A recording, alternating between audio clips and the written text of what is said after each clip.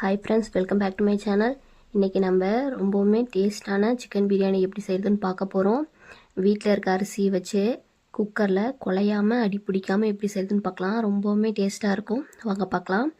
ஒரு குக்கர் வச்சுக்கோங்க. Cooker சூடானோடனே 1 table spoon போல் நெய் விட்டுக்கோங்க.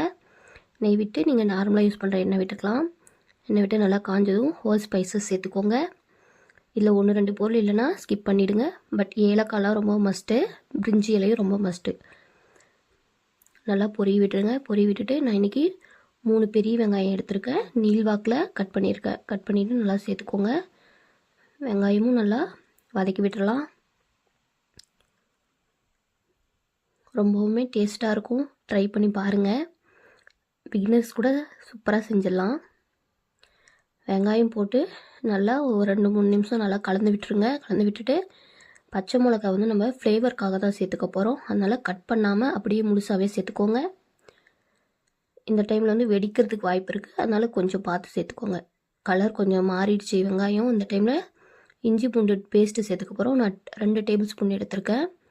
1/2 கிலோ சிக்கனுக்கு 2 டேபிள் ஸ்பூன் கரெக்டாக இருக்கும். இதுவே போதும். போட்டு நல்லா கலந்து விட்டுலாம். ஃபஸ்ட்டு பாருங்கள், நம்ம வெங்காயம் போட்டது எவ்வளோ இருந்துச்சு. இப்போ எல்லாமே வதங்கி சுருண்டு வந்திருக்கு. இந்த டைமில் கொஞ்சமாக உப்பு சேர்த்துக்கலாம். உப்பு சேர்த்துட்டு நல்லா கலந்து விட்டுருங்க. இப்போ நான் சொல்கிறது எல்லாமே வந்து 1/2 கிலோ சிக்கனுக்கான அளவு. அரிசியுமே வந்து நான் 1/2 கிலோ தான் எடுத்திருக்கேன். இப்போது கொஞ்சமாக மல்லி இலை, கொஞ்சமாக புதினா இலை நல்லா க்ளீன் பண்ணிவிட்டு கழுவிட்டு சேர்த்துக்கோங்க. சேர்த்துட்டு இதையும் நல்லா ஃப்ரை பண்ணி விட்டுறலாம். எல்லாமே ஒன்று சேர கலந்து விட்டுருங்க. இப்போது நான் ஒரு மீடியம் சைஸ் தக்காளி, நல்லா பழுத்த தக்காளியை நீள்வாக்கில் நல்லா மெல்லிசாக அறுத்து சேர்த்துக்கிறேன். சேர்த்துட்டு நல்லா கலந்து விட்டுருங்க. தக்காளி வந்து நல்லா வெந்து குழையணும், அந்தளவுக்கு வேகணும். நல்லா கலந்து விட்டுறலாம். இப்போது நான் வந்து காரத்துக்காக 1/2 டீஸ்பூன் தனி மிளகாய் தூள் சேர்த்துக்கிறேன். சேர்த்துட்டு நல்லா கலந்து விட்டுறலாம். நீங்கள் நல்லா கலந்து விட்டுட்டு அடி பிடிக்காமல் பார்த்துக்கோங்க. முடிஞ்ச அளவுக்கு சிம்மில் கூட வச்சுக்கலாம். இப்போ பாருங்கள், எல்லாமே கலந்து லைட்டாக எண்ணெய் பிரிஞ்சு வருது. இந்த டைமில் நான் 2 டேபிள் ஸ்பூன் அளவுக்கு தயிர் ஊற்றிக்கிறேன். தயிர் ஊற்றிட்டு கொஞ்சம் கூட லேட் பண்ணாமல் உடனே கலந்து விட்டுருங்க. அடுப்பு வந்து சிம்லேயே இருக்கணும். இது ஒரு 30 செகண்ட்ஸ் வந்து நல்லா கலந்து விட்டுறலாம்.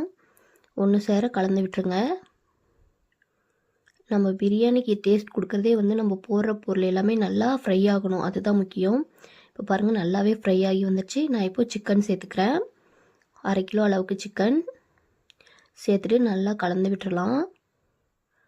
சிக்கன் வந்து தண்ணி ஊற்ற தேவையில்ல, அதுலேயே தண்ணி விட்டு வரும். பாருங்கள், லைட்டாக தண்ணி பிரிஞ்சு வருது. நான் இன்றைக்கி வந்து 1 கிளாஸ் அளவுக்கு தண்ணி ஊற்றி ஒரே ஒரு விசில் விட்டு எடுத்துக்க போகிறேன். சிக்கனை நான் முன்னாடியே வேக வச்சுக்க போகிறேன். விசில் போட்டு வேக வச்சுக்கிறேன்.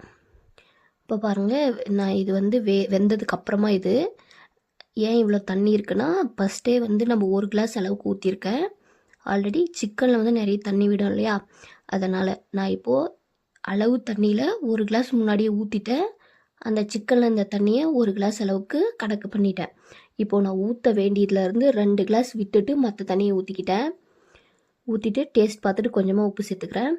இந்த டைமில் வந்து நீங்கள் பிரியாணி மசாலா இருந்தால் ஒரு 1/2 டேபிள் ஸ்பூன் சேர்த்துக்கலாம். காரத்துக்கு தகுந்த மாதிரி அட்ஜஸ்ட் பண்ணி சேர்த்துக்கோங்க. சேர்த்துட்டு நல்லா கலந்து விட்டுறலாம். இப்போ பாருங்கள், லைட்டாக கொதிக்க ஆரம்பிக்குது. நம்ம அரிசி வந்து தண்ணி நல்லா கொதித்த பிறகு தான் போடணும். பாருங்கள், இந்த அரிசி வந்து நான் எப்பயுமே வீட்டில் யூஸ் பண்ணுற அரிசி தான் போட்டிருக்கேன். அரிசி போட்டுட்டு நல்லா கொஞ்சம் கொதிக்கணும். உடனே நீங்கள் மூடி போட்டுற வேண்டாம். பாருங்கள், நல்லா கொதிக்குது. ஒரு டைம் நல்லா கலந்து விட்டுக்கோங்க. ரொம்பவும் போட்டு நம்ம கிளறக்கூடாது, ஏன்னா அரிசி வந்து ஊறி இருக்கிறதுனால உடஞ்சி போயிடும்.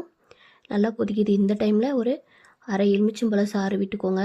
கொட்டையெல்லாம் எடுத்துகிட்டு சேர்த்துக்கோங்க, ஏன்னா கொட்டை சேர்த்திங்கன்னா லைட்டாக கசப்பு வந்துடும். இப்போ 1 டேபிள் ஸ்பூன் நெய் விட்டுக்கலாம். நெய் விட்டுட்டு கொத்தமல்லி இலை நல்லா க்ளீன் பண்ணிவிட்டு 1 கைப்பிடி அளவுக்கு சேர்த்துக்கோங்க. சேர்த்துட்டு எல்லாத்தையுமே கொஞ்சம் மெதுவாக கலந்து விட்டுக்கோங்க. ஏன்னா சிக்கன் வந்து நம்மளுக்கு வெந்துடுச்சு. ஒரு ஒரு விசில் தான் நான் விட்டு எடுத்திருந்தேன். ஓரளவுக்கு கரெக்டாக வெந்திருந்தது. இப்போ வந்து நல்லா கலந்து விட்டுக்கோங்க எல்லாத்தையுமே ஒன்று போல். இப்போ டேஸ்ட் பார்த்துட்டு உப்பெல்லாம் கரெக்டாக இருக்கும். மூடி போட்டு மூடி வச்சு ஹை ஃப்ளேமில் ஒரே ஒரு விசில் விட்டுட்டு அப்புறம் வந்து நீங்கள் சிம்மில் வச்சு ஒரு விசில் விட்டு எடுத்துக்கோங்க. எனக்கு வந்து ரொம்பவுமே சூப்பராக கிடச்சிருந்தது. ரைஸும் நல்லா வெந்திருந்தது, சிக்கனும் வந்து சூப்பராக வெந்திருந்தது, ரொம்ப குழையவும் இல்லை. நீங்கள் குக்கர் மூடி திறந்த உடனே வந்து கரண்டி போட்டு கிளறக்கூடாது. கொஞ்ச நேரம் ஒரு 5 நிமிஷம் போல் நீங்கள் மூடி திறந்து விட்டுருங்க.